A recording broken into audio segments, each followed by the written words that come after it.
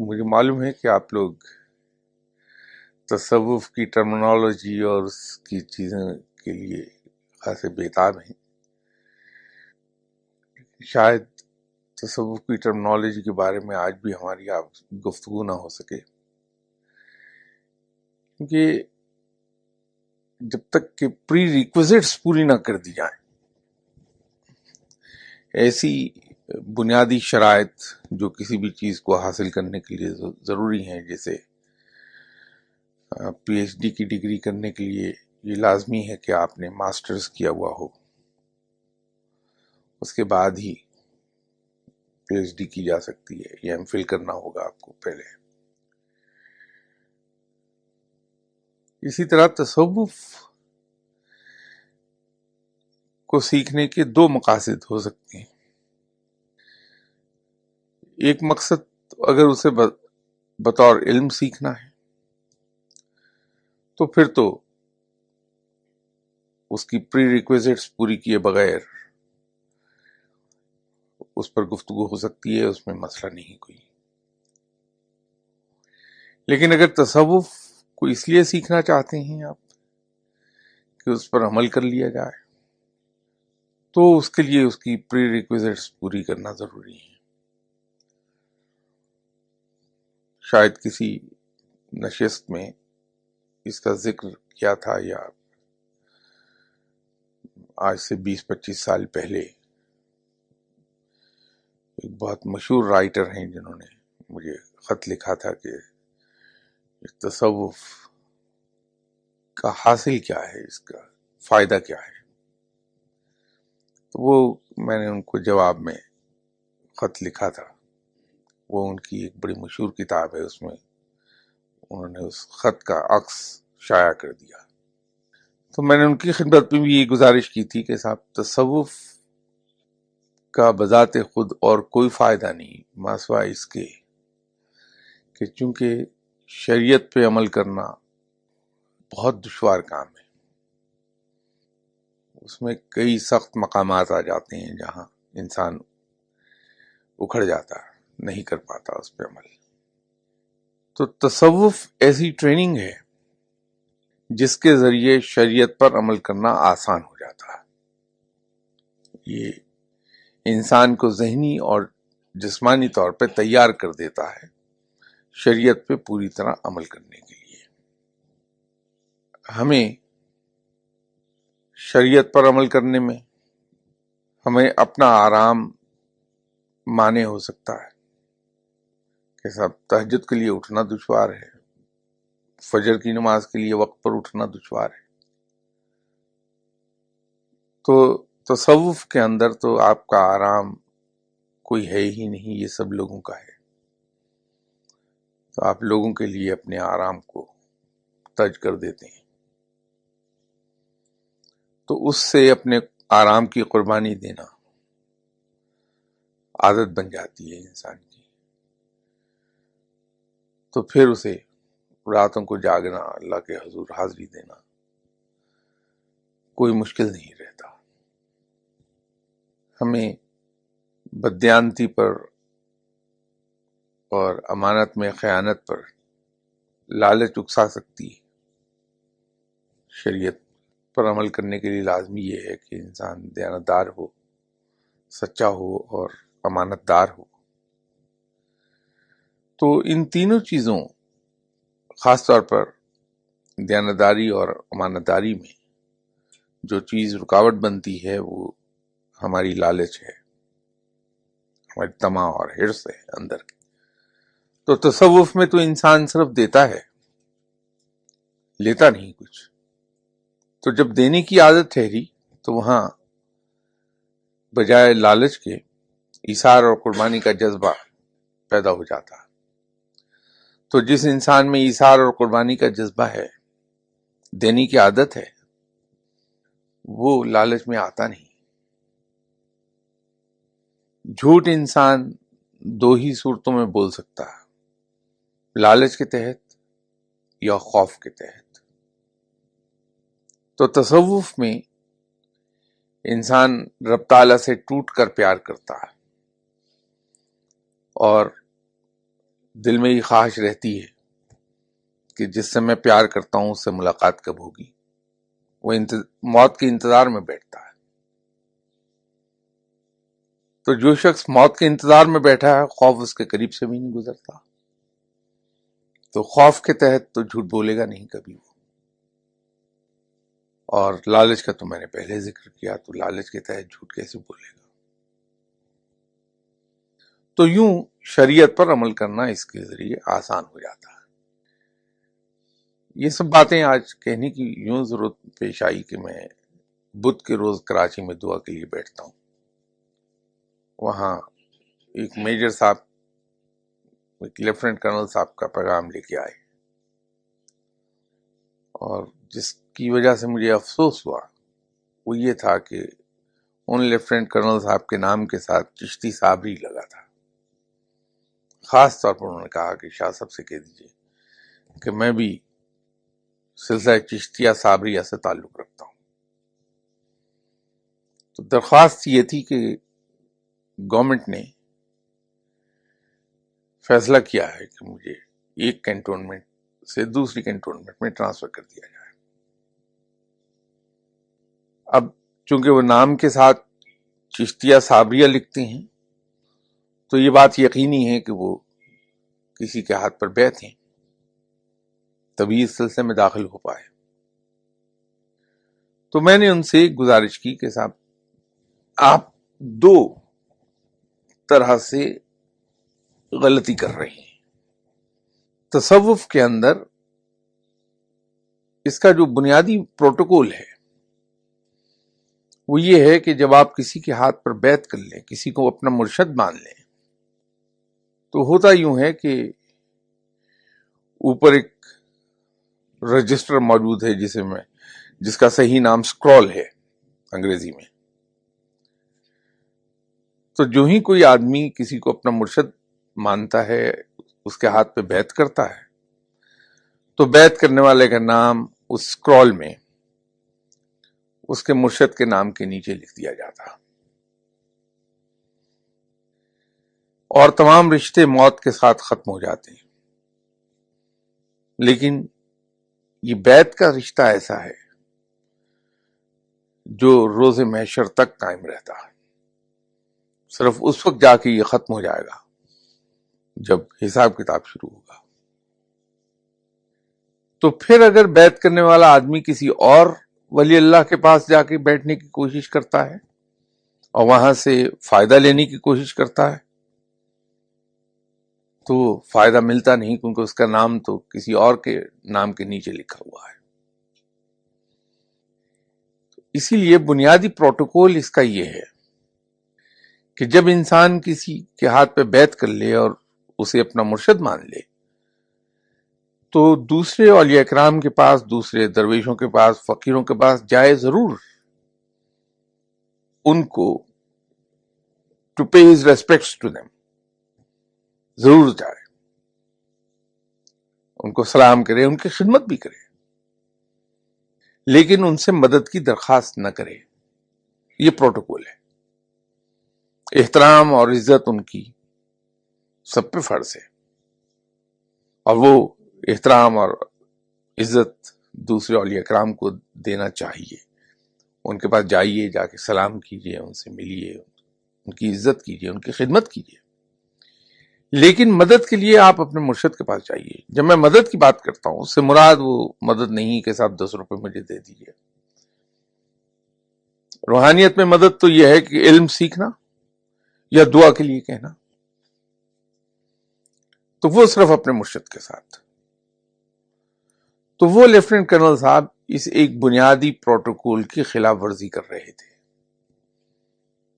تو ان سے میں نے کہا کہ مجھے تو کوئی دکھ نہیں ہے دعا کر دینے میں، مجھے کوئی تکلیف نہیں، میں دعا کر دوں گا، لیکن چونکہ آپ نے بیعت کی ہے کسی کے ہاتھ پہ، تو اگر اللہ نے مجھے کچھ تھوڑا سا علم عطا فرمایا ہے، what ever little it is, تو مجھ پہ فرض یہ ہے کہ جو میرے پاس آدمی آیا میں اس کو صحیح ڈائریکشن میں بھیج دوں۔ تو میری آپ کی خدمت کی گزارش یہ ہے کہ آپ مجھ سے دعا نہ کرائیے بلکہ اپنے مرشد صاحب کے پاس چل جائیے۔ اب وہاں ایک نقطہ اٹھ سکتا تھا کہ صاحب میرے مرشد تو انتقال کر گئے، یہ پاسبلٹی تھی، انہوں نے کہا تو نہیں، لیکن میں ایک پاسبلٹی اپنی طرف سے کہہ رہا ہوں تاکہ وہ پوائنٹ بھی آپ کے ذہن میں کلیئر ہو جائے۔ تو وہ یہ نقطہ اٹھا سکتے تھے کہ صاحب میرے مرشد کی تو ڈیتھ ہو چکی۔ اب اس پر میرا کہنا یہ ہے کہ اگر آپ کے مرشد واقعی ولی اللہ تھے اور آپ کا ان کے ساتھ بیعت کا تعلق ہے تو کوئی وجہ ہی نہیں کہ آپ کی کمیونیکیشن ان کے ساتھ نہ ہو پائے۔ یہ یاد رکھیے کہ جب بھی آپ اپنے مرشد سے ملیں گے، بیعت کریں گے، تو آپ کو پڑھنے کو پہلے دن ایک پڑھائی دے گا۔ وہ اصل میں آپ کی پڑھائی کا کی نوٹ ہے۔ تو اطمینان سے جب کبھی آپ کو اپنے مرشد سے کمیونیکیٹ کرنا ہے تو کسی ایسے وقت میں جب آپ کو بالکل سکون ہو، ذہن پر بوجھ نہ ہو، کوئی نماز، فرض نماز پڑھیے، اس کے بعد 2 نفل پڑھیے اپنے مرشد صاحب کے لیے، اور پھر آپ مرشد صاحب کی طرف توجہ کر کے بیٹھ جائیے اور وہاں درخواست دائر کر دیں کہ یہ میرا مسئلہ ہے۔ جواب آئے گا، ملتا ہے جواب، خواہ اسی وقت ملے اگر آپ روح کی لطافت کے اس مقام پر ہیں، یا پھر خواب میں مل جائے گا، جواب ضرور مل جائے گا۔ نہیں تو القا کے ذریعے آ جائے گا کہ آپ کے ذہن میں ایک دم اس کا جواب آئے گا، وہ القا ہے۔ تو یہ بنیادی پروٹوکول ہے اس سلسلے کا۔ یہ خیال درست نہیں کہ میں نے کہیں بیعت کر لی ہے تو میں جگہ جگہ جا کے مدد مانگوں، کچھ نہیں ملتا۔ دوسرا اس میں نقطہ یہ تھا جو میں نے ان لیفٹیننٹ کرنل صاحب سے کہا کہ صاحب آپ نے بیعت کی ہے اور ماشاءاللہ آپ کے مرشد یقیناً کوئی بہت بڑے ولی اللہ ہوں گے، صاحب علم ہوں گے، تو انہوں نے آپ کو ایک سبق پڑھایا ہوگا کہ رب ہمارا مالک ہے، وہ آقا ہے، اور پھر وہ مختار کل ہے۔ انہوں نے آپ کو یہ بھی سکھایا ہوگا کہ رب کو ہم بہت عزیز ہیں، اتنے عزیز کہ ہماری ماں اس محبت میں رب کے کہیں قریب بھی نہیں پہنچتی۔ تو رب جو کرتا ہے بہتر کرتا ہے، یہ بھی سنا ہوگا آپ نے۔ تو اگر یہ آپ کی ٹرانسفر ہو رہی ہے اور یہ فیصلہ رب کی طرف سے ہے تو آپ دنیاوی کوشش بھی کر رہے ہیں وہ ٹرانسفر رکوانے کے لیے، اور آپ لوگوں کے پاس دعا کے لیے بھی جا رہے ہیں کہ ٹرانسفر رک جائے میری، تو یہ سرکشی نہیں تو کیا ہے؟ آقا کے ایک حکم کو ماننے سے پہلو تہی اور اس کو اوائڈ کرنے کے حربے استعمال کر رہے ہیں تو یہ سرکشی نہیں تو کیا ہے؟ یہ غلامی کیسی ہے کہ آقا کہتا ہے کہ تم فلاں جگہ چلے جاؤ اور ہم سفارشیں ڈھونڈتے ہیں کہ یہ روک دیا جائے۔ پھر یہ کیسا ایمان ہے کہ رب جو کرتا وہ بہتر کرتا ہے کہ ہمیں یہ بھروسہ اپنی عقل پر ہے کہ میرا یہاں رہنا بہتر ہے، دوسری جگہ جانا غلط ہے، یہ رب نے تو معاذ اللہ مجھے معاف فرمائے فیصلہ کوئی زیادہ ٹھیک نہیں کیا۔ یہ تو دوسرے لفظوں میں رب کے فیصلے پر بے اعتمادی ظاہر کر رہے ہیں۔ غلامی کا تقاضا تو یہ ہے کہ اس کو ہنسی خوشی تسلیم کر لیا جائے، ٹھیک ہے میرے رب کا فیصلہ ہے، میں جاؤں گا، اور اس اعتماد کے ساتھ جاؤں گا کہ میرا مالک میرے جو کچھ بھی فیصلہ کرتا ہے میرے بہترین مفاد میں ہوتا ہے اور میرے لیے بہتر ہوتا ہے۔ تو اگر آپ کے مرشد نے نہیں آپ کو سکھایا تو میرا ایک میسج انہیں دے دیجیے کہ آپ کو حکم دے دیں کہ 6 مہینے کی آپ چھٹی لیں اور ان کی خانقاہ پر لوگوں کے جوتے سیدھے کریں تاکہ یہ ٹریننگ آپ کو مل جائے کہ اپنے مالک کا حکم کیسے ماننا ہے۔ اتفاق کی بات ہے کہ محرم گزرا ہے، ابھی یوم عاشور، محرم کا مہینہ تو چل رہا ہے لیکن یوم عاشور کو گزرے ہوئے کوئی زیادہ دن نہیں ہوئے تھے، تو میں نے ان سے ایک بات کہی کہ آپ کا کیا خیال ہے کہ حضرت امام حسین رضی اللہ تعالی عنہ کو اس بات کا معلوم پتہ نہیں تھا کہ میرا انجام کیا ہے؟ اگر آپ روحانی علم پر نہ بھی جائیں، صرف تاریخ کو دیکھ لیں تو مکہ سے جب تشریف لے چلے ہیں تو اس وقت لوگوں نے سمجھایا تھا، تو آپ نے قرآن پاک سے فال نکالی تھی، اس فال کا جواب آیا تھا کہ اس سفر کا انجام موت ہے۔ تو مکہ سے روانہ ہوتے ہوئے ہسٹری کے مطابق، تاریخ کے مطابق، مکہ سے روانہ ہوتے وقت یہ معلوم تھا کہ میری شہادت کا وقت آ گیا۔ آپ اسی وقت اوائڈ کر سکتے تھے۔ پھر راستے میں جب یزید کی فوج تعاقب کر رہی تھی تو کئی مواقع ملے، بیعت کر لیتے۔ عقل تو یہ کہہ رہی تھی کہ ہم بہت کم ہیں اور یزیدی فوجیں تعداد میں بے پناہ ہیں، تو مصلحت کا تقاضا یہ ہے کہ اس وقت کلیش کو اوائڈ کر لیا جائے، لیکن آرام سے اسی جانب چلتے چلے گئے۔ میدان کربلا میں آپ میں سے اکثریت صاحب اولاد ہے، ذرا اندازہ تو لگائیے کہ جوان بیٹے کو اپنے ہاتھوں سے تیار کر کے میدان جنگ میں روانہ کرنا اور خود خیمے کے باہر بیٹھ کے ان کی شہادت کا نظارہ کرنا، پھر ان کی لاش کو اٹھا کے لانا، اسی طرح اور عزیزوں کو، سب کو، اور آخر پر خود جانا،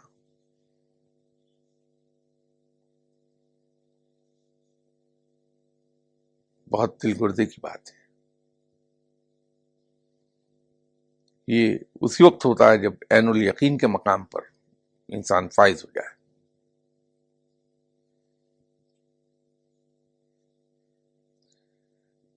تو وہاں شہادت کو تسلیم کر لیا، اپنا بھی اور اپنے اہل خانہ کی، محض اس لیے کہ میرے رب کا فیصلہ ہے، اور آپ ایک ٹرانسفر کو تسلیم نہیں کر پاتے، اس کے لیے بھاگ دوڑ بے پناہ قسم کی ہو رہی۔ تو اگر آپ کو تصوف کی راہ پر چلنا ہے تو پہلی بات تو یہ ہے کہ رب کو اپنا آقا ماننا ہوگا، زبان سے نہیں، دل سے، اور ایسے ہی یقین کے ساتھ کہ کبھی بھولے سے بھی خیال نہ آنے پائے کہ اس کی طرف سے آنے والے کسی بھی مشکل کو، ذلت کو، مصیبت کو، آفت کو ہم ماتھے پہ بل ڈال کے سہ لیں۔ چلیے زبان سے نہیں بولتے تو ماتھے پہ بل بھی نہیں آنا چاہیے، ہنستے کھیلتے اس میں سے گزر جائے انسان۔ تو یوں یہ بات کہنی پڑی۔ ابھی اسی ٹرانسفر کے سلسلے میں تیسری بات ان سے میں نے کہی کہ صاحب آپ سے انٹلیکچوئل ڈس آنیسٹی سرزد ہو رہی ہے۔ جب آپ نے سروس جوائن کی تھی تو جو آپ نے ایگریمنٹ سائن کیا تھا اس کے اندر کلیئرلی یہ لکھا ہے، ہم نے بھی دستخط کیے تھے نوکری گورنمنٹ کی کرتے وقت، یہ کلیئرلی مینشن ہے کہ گورنمنٹ آف پاکستان ہمیں کسی وقت اور کہیں بھی ٹرانسفر کر سکتی ہے اگر وہاں ہماری ضرورت پیش آ جائے قوم کو۔ تو جب آپ نے اپنی free will per us agreement کو، اس کلاس کو تسلیم کیا تو اب ہم معاہدے کی خلاف ورزی کیسے کر سکتے ہیں کہ ٹرانسفر ہو جانے پہ آپ، فقیر تو کبھی معاہدہ نہیں توڑتا توقع کہ دوسری پارٹی معاہدے سے منحرف نہ ہو جائے، اور یہ حدیث بھی ہے، اب صلی اللہ علیہ وسلم کا حکم ہے کہ آپ اپنے معاہدے سے کبھی نہ پھریے، دوسرا فریق جب تک کہ اس سے پھر نہ جائے، فتح اسی میں ہے، فائدہ اسی کا ہوتا۔ تو آپ نے ایگریمنٹ سائن کیا، اب آپ بھاگتے پھر رہے ہیں۔ دیکھیے یہ چیزیں، یہ جو مثال میں نے دی ہے، یہ کسی ایک آدمی کی مثال نہیں، اس کو سمجھیے یار. یہ تو ایک کیس سٹڈی میں نے آپ کے سامنے پیش کی. یہ بتانے کا مطلب یہ ہے کہ تصوف کی راہ پر چلنے کی جو پری ریکویزٹس ہیں، اس میں ایک بنیادی چیز ٹوٹل سبمیشن ہے. کہ اللہ کے سامنے ٹوٹل سبمیشن کر دے انسان. جب فیصلہ کرنے کا وقت آئے تو اپنی عقل اور اپنی سمجھ کو پوری طرح بروکار لائے جو اللہ تعالیٰ نے ہمیں عطا فرمائی ہے، اور اس کا رزلٹ اللہ پر چھوڑ دے، اور جو کچھ وہاں سے رزلٹ ملے اسے ہنسی خوشی تسلیم کر لے.